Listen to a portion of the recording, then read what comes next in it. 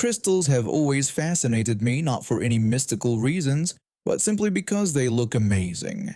There's a huge crystal, jewelry, and fossil show a few hours away from me every year, and I look forward to it like a second Christmas. It's the one time I let myself go all out since I don't spend much on other things. My boyfriend always comes with me. It's not exactly safe to walk around carrying thousands of dollars worth of crystals alone. Plus, he's quite intimidating, standing at 6 feet 9 inches with bright red hair, a thick Russian accent, and so muscular it's visible through his clothes. He doesn't share my passion for crystals, but he enjoys seeing me happy. This year, the show had an exceptional Tanzanite crystal. It was high quality and cost me nearly $2,000, but I just couldn't resist. After making my purchase, we met at the cafe area to review our finds. I needed to use the restroom, so I left my boyfriend with my purchases, trusting him more with them than I trust myself. What I didn't realize was that he had no idea about the value of the Tanzanite. When I returned from the bathroom, I saw him holding the Tanzanite up to the light, examining it right in front of at least 50-60 people. Many were probably shocked that someone was casually handling such an expensive piece.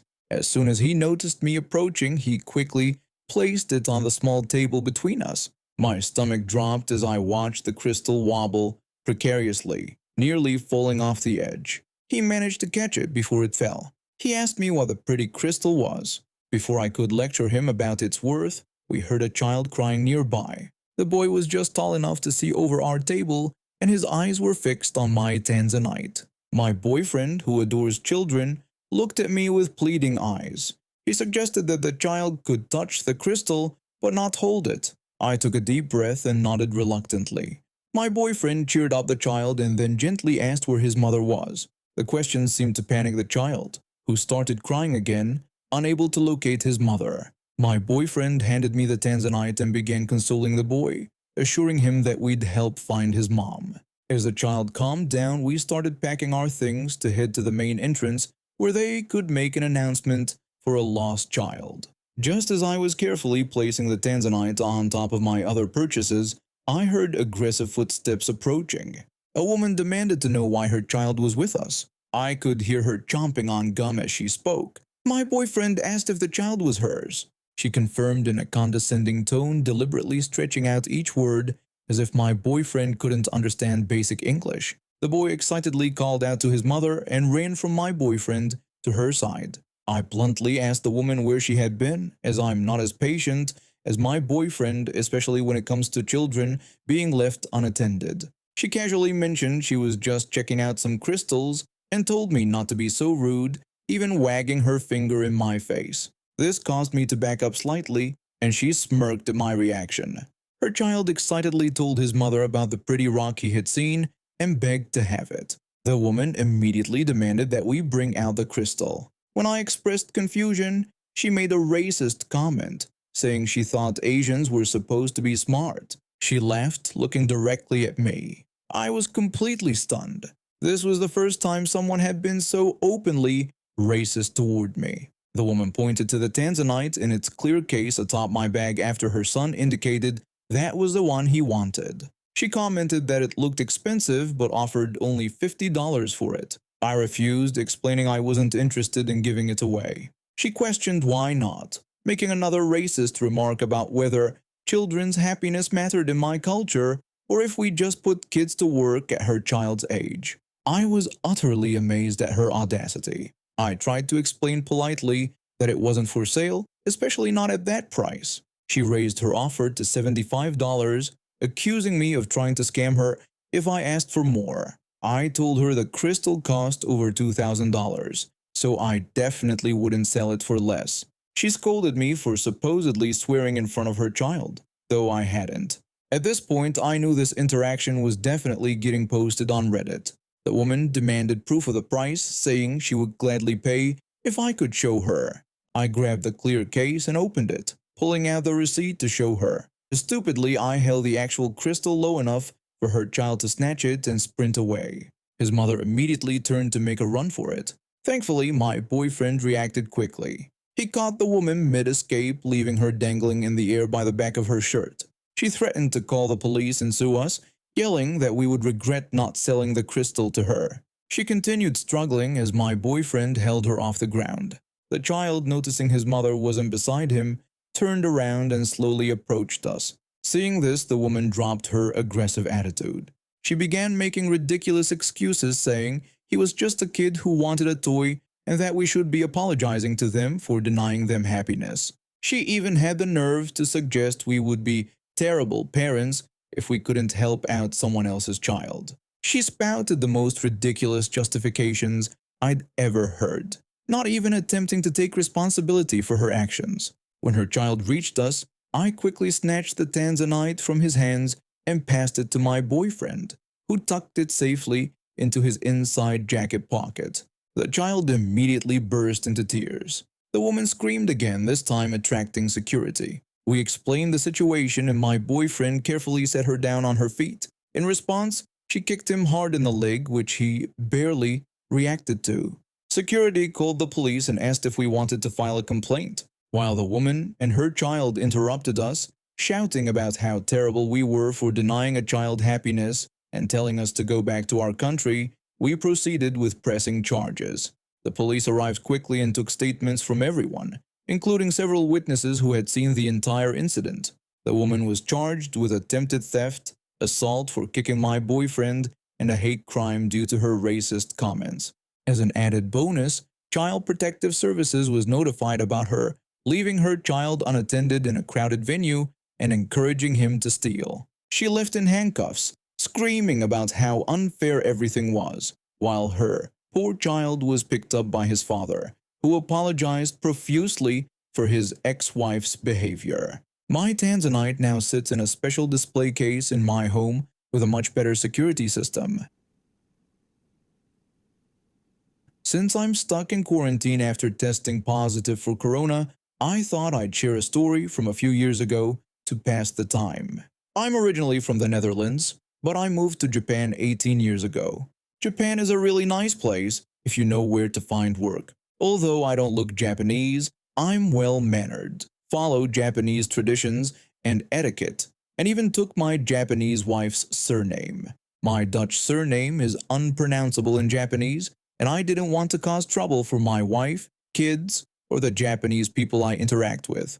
I'm basically as Japanese as a foreigner can be, though I still maintain some Dutch traditions like baking oil balls during New Year and treating my staff to peppernoten on certain holidays. One day, after concluding a business meeting in Tokyo, I decided to eat some ramen at a local shop. I prefer these low-key food stands to fancy restaurants. It was a small ramen shop with a sign reading, "No foreigners allowed." You see these signs more often than you'd think at smaller shops, but usually the owners put them up because they can't speak English. Most of the time, if you speak Japanese, they'll serve you anyway. I went in since the place was almost empty with only one other customer, and I somewhat knew the owner. I greeted the owner and ordered my bowl of ramen when the entitled salesman, ES, suddenly spoke up. He rudely asked what a foreigner like me was doing in the shop, using the offensive term gaijin to refer to me. I explained that I was just ordering ramen and mentioned that their food was the best in town. The entitled salesman switched to broken English, telling me he wasn't talking to filth like me. He turned to the shop owner and pointed out that there was a sign stating no foreigners were allowed. At this point, I started secretly filming because I wasn't sure if things would get out of hand and whether the shop owner would take my side. Japanese police tend to believe natives before foreigners. I tried to point out that I could understand what he was saying since I speak Japanese. The entitled salesman immediately told me to shut up and began bragging about his importance. He claimed to work at a major Japanese department store as a salesman responsible for getting goods to 18 million people and insisted this was something I could never do. I simply responded with an okay, not wanting to escalate the situation. The shop owner tried to calm things down.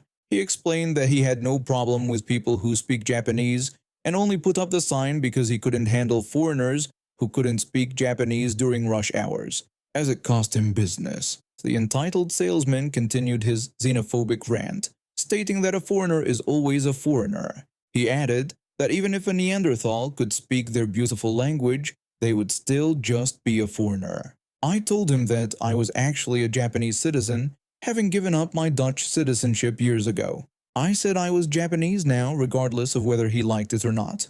He refused to accept this, insisting that I could never be Japanese and making comments about keeping their race clean. At this point, I decided to stop being polite and just troll him.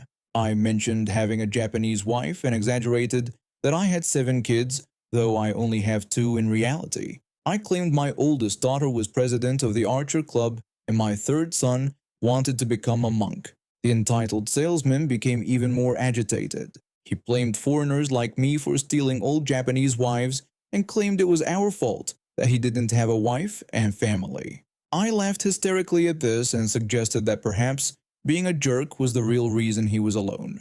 When he took offense at being called rude, I elaborated that I won my wife's heart by being polite, supportive, and letting her live the life she wanted. I accused men like him of only wanting women to stay home, take care of children, and remain silent. He grew angrier, claiming that foreigners like me disgraced their traditions. When I asked if he was serious, he defended his position by saying that women's role was to have children and stay home. He blamed Americans for teaching Japanese women otherwise and causing Japan's low birth rate. I pointed out humorously that the Netherlands isn't part of the United States but offered to speak like an American redneck if he preferred.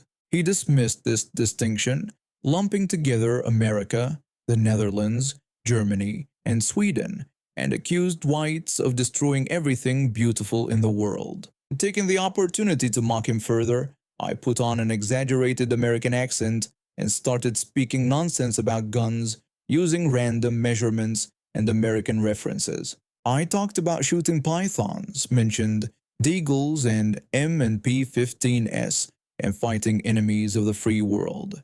When he told me to shut up, I continued with the accent, rambling about watching the Super Bowl, having Diet Coke and McDonald's, and making up absurd claims about NASCAR and presidential medals.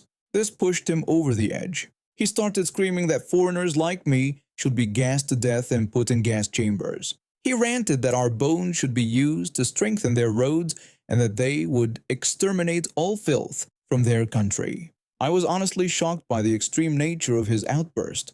I had hoped he would simply walk away defeated, but instead, he seemed ready for a physical confrontation. I didn't want to fight.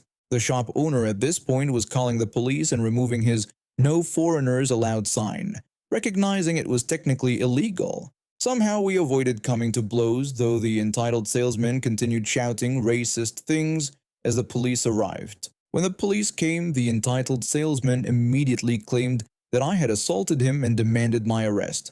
Fortunately, the shop owner vouched for me, and the police began to take the entitled salesman away.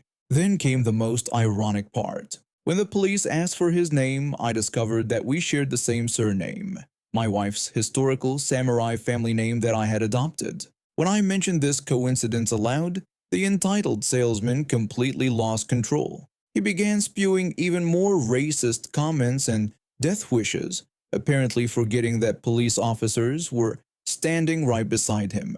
As a result, he was taken to the police station and fined.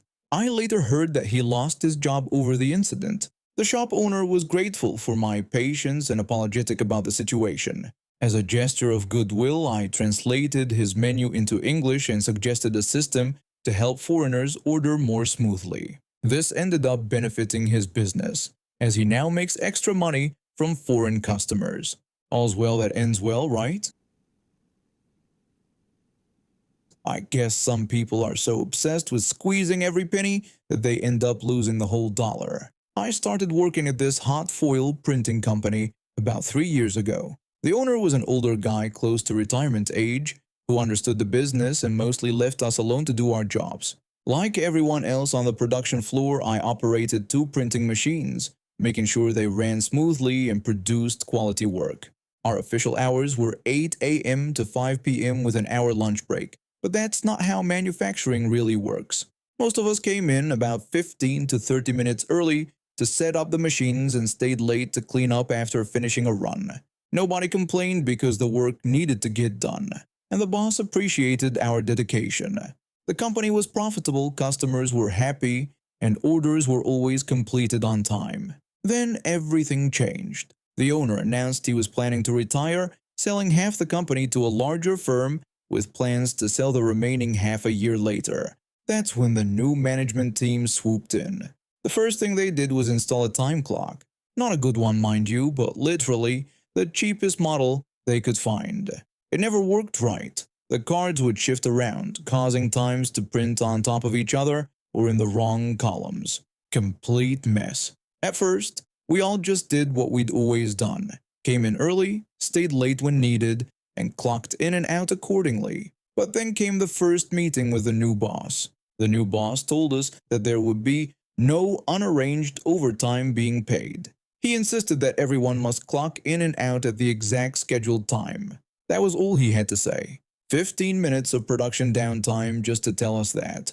No explanation of how we were supposed to get the machines ready or cleaned up within our scheduled hours. No plan for handling jobs that might run a few minutes past quitting time. So we adapted. Every morning we'd all arrive at our usual times but then stand around waiting for exactly 8 a.m. Then we'd all line up to punch in through the single time clock. With over 30 workers, this took nearly 5 minutes just to get everyone clocked in. If a job wouldn't finish before lunch, we wouldn't start it. Around 11:45, machines would start shutting down. By 11:55, the production floor was nearly silent as everyone lined up to clock out precisely at noon.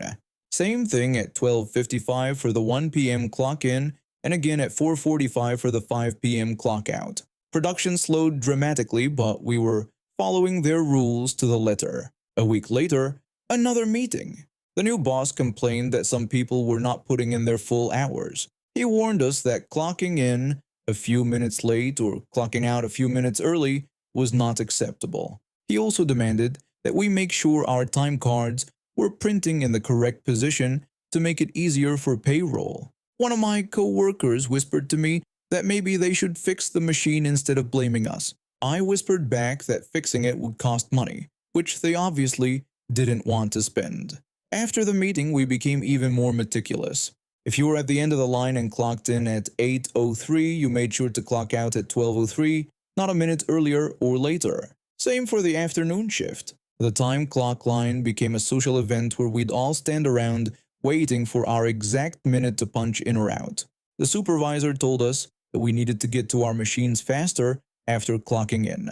I explained to him that I needed to clock in at exactly 8 a.m., not 7:59 or 8:01, and that I couldn't clock in until everyone ahead of me in line did. This meant I would get to my machine at about 8:04 every day. The supervisor just sighed and told me to try to be quicker about it. 3 months into this new system, production had fallen so far behind that they started asking for weekend work. Time and a half for the first 4 hours, then time and 3/4 after that. Those who could work weekends were making good money, but it wasn't enough to catch up on all the delayed orders. One morning, the new boss called another meeting. The new boss announced that due to financial constraints, they needed to make cutbacks. He said there would be no more overtime, and they would be reducing the workforce. What followed was a round of layoffs, including me, but they still expected the remaining workers to maintain the same output. How? By operating more machines per person. My friend who survived the cuts called me about 6 months later. My friend told me that pretty much everyone had left. He explained that they had been forced to run 3 or 4 machines each with no extra pay. Nobody could keep up, quality went down, and customers started canceling orders. The whole place had shut down the previous week. I asked about the original owner and whether he at least got to sell his remaining half. My friend said no, the company was worthless by the end, and the original owner had lost everything. I wish I could say I felt bad, but I didn't. The new management had been so obsessed with controlling every minute of our time that they destroyed a perfectly functional business. They squeezed so hard that everything slipped through their fingers. I found a new job a month later at another printing company. Funnily enough, they don't have a time clock at all. The owner just trusts us to do our jobs, and somehow everything gets done on time. Imagine that.